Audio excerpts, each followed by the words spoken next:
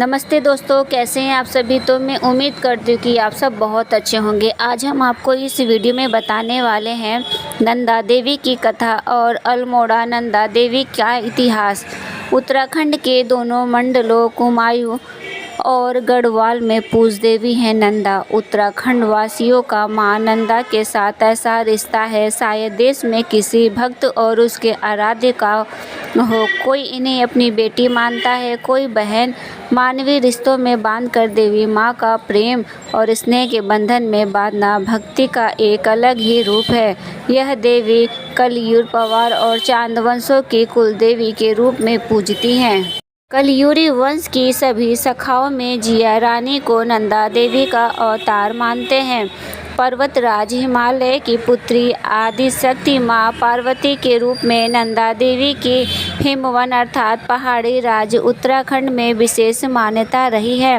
पौराणिक साहित्य के अनुसार वाराह पुराण नंदा देवी के नाम का अर्थ बताते हुए कहा गया है कि देवी के इस रूप का हिमवन में आनंदपूर्ण विचरण करने की वजह से इसे नंदा नाम से उद्घोषित किया गया है।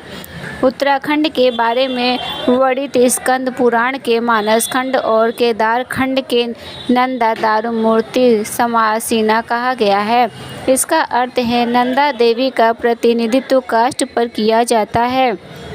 इसी परंपरा अनुसार अल्मोड़ा और नैनीताल के नंदा महोत्सव के कदली वृक्ष पर नंदा की मूर्ति बनाई गई है।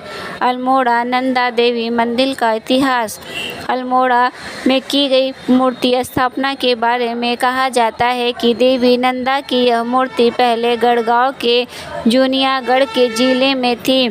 सन 1617 के आसपास चंद्रराज बाज बहादुर चंद इस किले को जीतने के बाद इसी मूर्ति को अल्मोड़ा ले गए आए। वहां मल्ला महल के अंदर एक मंदिर बनाकर इस मूर्ति का स्थापित कर दिया गया।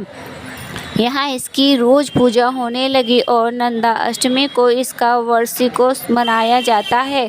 किंतु सन 1815 में अंग्रेजों और गोरखों के संघर्ष में मल्ला महल के भवनों के साथ नंदा देवी का मंदिर भी क्षतिग्रस्त हो गया। इस कारण नंदा का वार्षिक उत्सव सने सने कम हो गया। बाद में पूजा मात्र औपचारिकता रह गई। जनता ने अंग्रेजों से मां नंदा के नए मंदिर के लिए काफ़ी आग्रह किया, लेकिन उन्होंने इसकी परवाह किए बिना 1832 में इसे पूर्णतः सिविल अधिकारियों का केंद्र बना दिया। कहते हैं कि अंग्रेजों के इस व्यवहार से देवी नंदा रुष्ट थी। तत्कालीन अंग्रेज कमिश्नर ट्रेल साहब पिंडारी मिलन यात्रा पर थे, जो अचानक उनकी आंखों की रोशनी चली गई। पंडितों ने इसे देवी का प्रलोभ कहकर उन्हें नए मंदिर की स्थापना का सुझाव दिया। इसके बाद नंदा देवी के वर्तमान परिसर में शिव मंदिर के साथ नंदा का मंदिर बनवाकर मूर्ति को मल्ला महल से यहाँ लाकर प्रतिष्ठित किया गया। कहा जाता है कि इसके बाद आश्चर्यजनक रूप से ट्रेल साहब ने आंखों की रोशनी लौट आई थी। कहते हैं कि देवी की वर्तमान मूर्ति मूल मूर्ति नहीं है, जिसे राजा बाज बहादुर चंद्र जूनागढ़ से लाए थे। अष्टधातु से निर्मित वह मूर्ति चोरी हो गई थी। उसके बाद चंद्रवंशी आनंद सिंह ने मां नंदा की नई मूर्ति का निर्माण करवाया था, उसे यहाँ स्थापित करवाया था। वर्तमान में इसी मूर्ति का पूजन होता है। राज उधोचंद द्वारा 1690-91 में बनाया गया उद्योग दीप चंद्रशेखर मंदिर वर्तमान में अल्मोड़ा का नंदा देवी मंदिर कहलाता है। उत्तराखंड में नंदा देवी की अनेक कहानियाँ प्रचलित है, क्योंकि नंदा गढ़वाल के परमार वंश कुमायूं के कथयूर वंश और चंद्र वंश की कुल देवी मानी जाती हैं।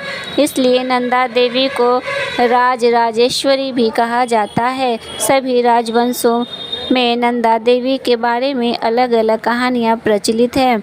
नंदा को किसी चंद्रवंशी राजा की पुत्री कहा गया है।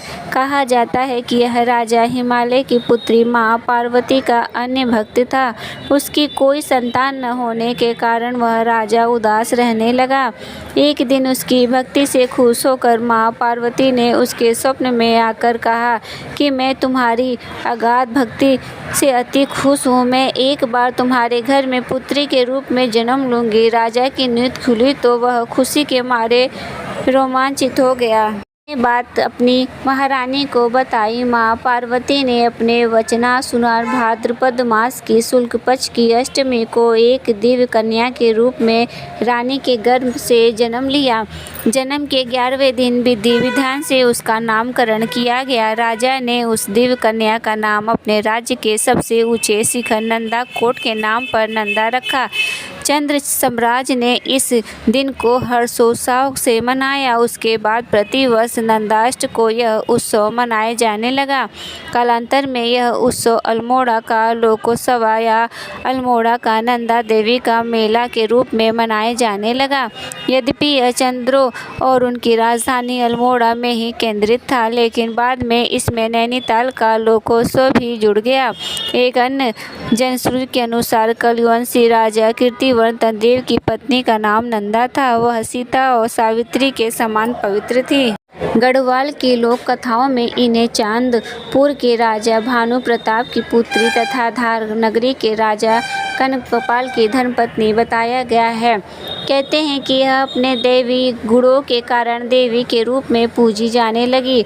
वहीं नंदा देवी के बारे में गढ़वाल की दूसरी लोक कथा में नंदा को हिमालय की पुत्री और चांदपुर राजा की पुत्री की सखी व धर्म बहन होने के कारण इसे गढ़वाल की पुत्री के रूप में पूजा जाने लगा।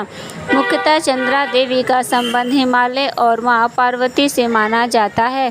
हिमालयी क्षेत्र गढ़वाल कुमाऊं उसका मायका है और हिमालय नंदा पर्वत कैलाश पर्वत उसका ससुराल माना जाता है। एशिया की सबसे कठिन और बड़ी पैदा धार्मिक नंदा राज जात इसी कहानी के आधार पर होती है, अर्थात नंदा को ससुराल छोड़ने की परंपरा को राज जात के रूप में माना जाता है।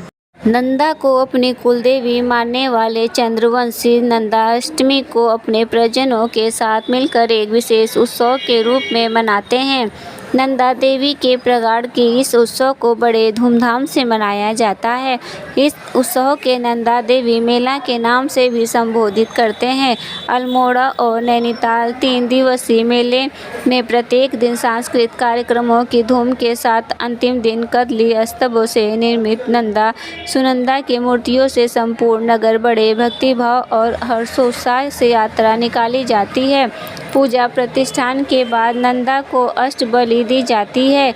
बलि परंपरा अब लगभग समाप्त हो चुकी है। इस दिन चंद राजवंशी अपने कुलदेवी की पूजा के लिए अल्मोड़ा आते हैं। अल्मोड़ा ने नंदा देवी का पूजन तांत्रिक विधि से किया जाता था। राजा आनंद सिंह तांत्रिक पूजा में पारंगत थे। उनके मानने के बाद यह पूजा चिनानाग नामक ग्रंथ के आधार पर कराई जाती है। नंदा देवी के लिए परिवार सर्वोपरि था और वे अपनी बहन सुनंदा से बहुत प्रेम करती थी, जो उनके पूर्वी शिखर पर निवास करती थी। नंदा देवी दूनागरी पर्वत शिखर को भी देखभाल करती थी, जिसे एक मर्यासन महिला के रूप में उनके पास लाया गया था और बाद में उसे अदृश्य पर्वत में बदल दिया गया, जिसमें संजीवनी का जादुई पौधा लगा हुआ था। तो दोस्तों, हमारे द्वारा दी गई ये जानकारी कहानी आपको कैसी लगी, कृपया कमेंट बॉक्स में ज़रूर बताएं। वीडियो पसंद आए तो वीडियो को लाइक करें और चैनल को सब्सक्राइब करना ना भूलें। फिर मिलते हैं हम नेक्स्ट वीडियो के साथ, तब तक के लिए धन्यवाद।